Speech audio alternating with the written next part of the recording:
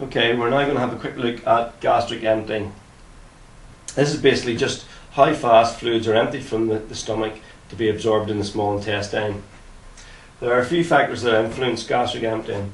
The first factor I'm going to look at is fluid temperature.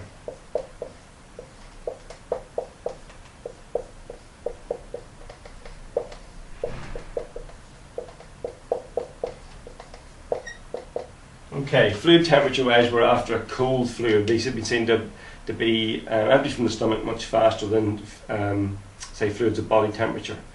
In terms of how cold it should be, we're looking at about 5 degrees centigrade or about 40 degrees Fahrenheit, 41 degrees Fahrenheit. So around about 5 degrees centigrade.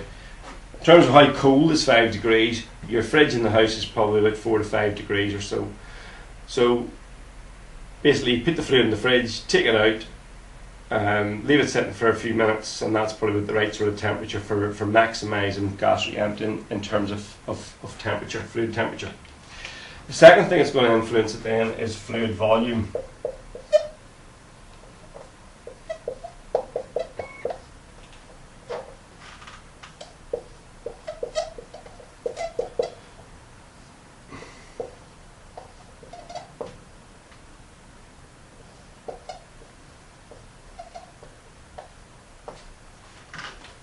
Okay, in terms of fluid volume then, we're probably looking at about 250 millilitres every 15 minutes. So at 15-minute intervals, taking about 250 millilitres of fluid. Any more than that, and you're probably going to find that it's sort of like, you're going to feel bloated, especially with something like running where the liquid will be bouncing about. Now again, this is a guideline. You should be trying it in training before you ever try it in sort of competition. For me, for instance, 250 mils every 15 would probably seem a bit much, because when I run, do feel quite bloated when I drink liquids. So I might drink slightly less than that, otherwise I'm going to be affected by the feeling of the water bouncing up and down my stomach. But for most of good guidelines, about 250 every 15 mil every 15 minutes. Why this is a good thing is because if we try to drink on an completely empty stomach, the gastric emptying will actually be slower than if we drink on a stomach that's continually topped up. So by 250 every 15 minutes, we know there's always something in there, and we're just adding on to that liquid that's in the stomach.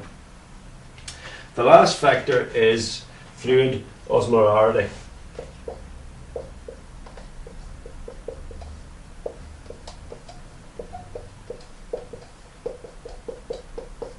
Okay, so in terms of osmolarity, basically gastric emptying is slowed when ingested fluid is concentrated with carbohydrates or electrolytes.